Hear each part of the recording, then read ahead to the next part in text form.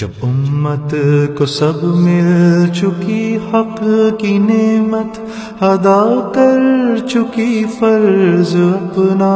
رسالت، رہی حق پہ بات۔ ہمارا مزاج، ہمارا مشرب، ہمارا مسلک، ہمارا مذہب، ہمارا دین،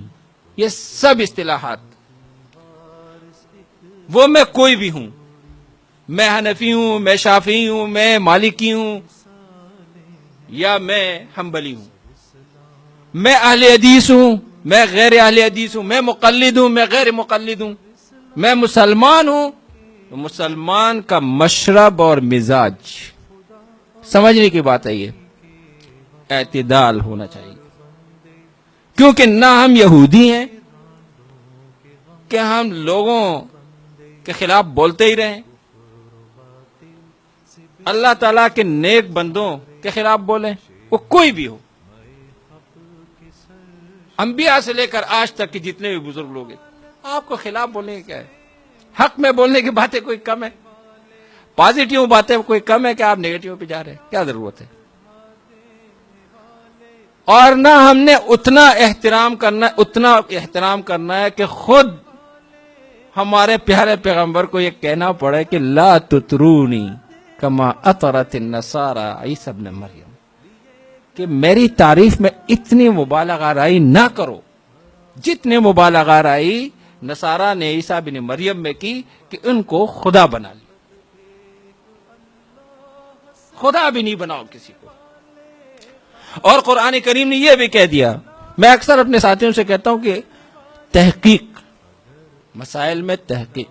قرآن و حدیث پہ جاؤ۔ قرآن و حدیث ایک ایسے ایتھنٹک باتیں ہیں کہ مستند باتیں ہیں کہ جو بھی اپنے آپ کو مسلمان کہتا ہے، اسلام کی طرف نسبت کرتا ہے، وہ لاجواب ہو جاتا ہے۔ آپ ہر بات پہ کہتے ہیں امام ابو حنیفہ نے فرمایا، امام ابو حنیفہ امام اعظم تھے، بہت بڑے بزرگ تھے، بہت بڑے فقیہ تھے، پتہ نہیں آپ ان کے الفاظ کی صحیح ترجمانی کر سکتے ہیں نہیں، اگلا بندہ امام صاحب کو اتنا جانتا ہے نہیں جانتا ہے، یا ان کے فقہ کا فالوورز ہے یا نہیں ہے، تو الٹا آپ امام صاحب کو گویا یا ان کی توہین کرانا چاہتے ہیں، یا ہمارے بزرگوں میں سے کسی کے اقوال ان جگہوں پہ بیان کریں گے جہاں ہمارے بزرگوں کا حلقہ نہیں ہے۔ ایک میری کلاس ہے میرے مدرسے میں، وہ مجھے پتا ہے کہ میرے کلاس کی کیا پوزیشن ہے، یہاں کون لوگ بیٹھے ہیں۔ ایک میرا مدرسہ ہے، ایک جگہ وہ ہوتی ہے، ایک ایسا سٹیج ہوتا ہے، جیسے اب یہ جس سٹیج پہ ہم بیٹھے ہیں، یہ سٹیج اگرچہ اس وقت محدود سننے والے ہیں، لیکن اس سٹیج سے درسقرآن.com سے پوری دنیا میں ہماری آواز جاتی ہے۔ اللہ تعالیٰ شفیق بھائی کو مزید شفقتیں کرنے کی توفیق نصیب فرمائے، جعلہ اللہ من الموفقین فی خدمت الدین۔ تو جب یہ ہماری آواز پوری دنیا کو جاتی ہے تو پوری دنیا میں ہمیں سننے والے، ہماری بات کو لینے والے ہر جگہ وہ لوگ نہیں ہیں کہ جن کا ہم ہر وقت حوالہ دیں۔ اگر یہاں میں شروع کروں کہ میرے والد صاحب یہ کہتے تھے، میرے والد صاحب، تو جو میرے والد صاحب کا حلقہ ہے ان کے اولادوں کا شاید اتنا ہی لوگ مانتے ہوں گے، یا میرے اساتذہ ہیں، میرے والد صاحب بھی میرے لیے محترم ہے، میرے اساتذہ بھی محترم ہے، لیکن ان کا حلقہ کتنا ہے، اور جس سٹیج پہ میں بیٹھا ہوں اس کا حلقہ کتنا ہے؟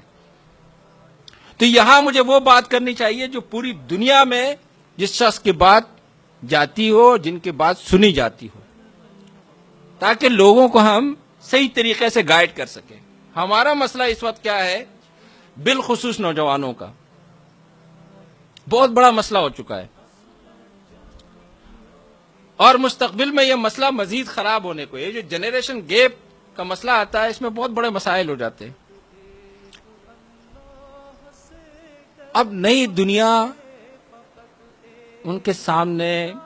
معلومات اور انفارمیشن ان کے ہاتھ میں ہے، ایک کلک سے وہ جو معلومات حاصل کرنا چاہتے ہیں، اچھی یا بری، وہ ان کے پاس آ جاتی ہے۔ یہ جو نوجوانوں کی دنیا ہے، ان کو لینے کے لیے، ان کو خیر کی طرف راغب کرنے کے لیے ہمیں، میں سمجھتا ہوں کہ وسعت نظر کا مظاہرہ کرنا ہو، وسعت فکر کا مظاہرہ کرنا ہو. اگر ہم ہر کسی کو رد کرتے رہے کہ فلاں خاتون جو درس قرآن دیتی ہے وہ تو اس کا یہ مسئلہ ہے، فلاں اسکالر جو یہ کہتے ہیں وہ بھی اس طرح ہے، فلاں ویب سائٹ جو ہے جہاں سے درس قرآن ہوتا ہے وہ بھی خراب، فلاں مدرسہ بھی خراب، فلاں شیخ بھی خراب، یہ جو انداز ہے میں سمجھتا ہوں یہ ہمیں تنگی کی طرف لے جا رہا ہے. اور صحابہ رضوان اللہ تعالی علیہ مجمعین کو جب آپ صلی اللہ علیہ وسلم کے ایسی باتیں پہنچ جاتی تھی کہ جس میں دو راہیں ہوتی تھی تو وہ فوراً کہتے تھے الحمدللہ الذی جعل فی الامر سعہ. تمام تعریفیں ہیں اس ذات کے لیے جس نے معاملے میں گنجائش دی ہے، وسعت دی ہے. آپ یہ راستہ لیں، آپ یہ راستہ لیں، اس کمرے کے یا اس روم کے اس حال کے یہاں سے بھی گیٹ ہے، یہاں سے بھی گیٹ ہے، آپ یہاں سے نکلیں، وہاں سے نکلیں، الحمدللہ دو دروازے ہیں. سرہ کام دی پر جھکا دینے والے، خدا کے لیے گھر لٹا دینے والے، خدا کے لیے گھر لٹا دینے والے، ہر آفت میں سینہ سپر کرنے والے.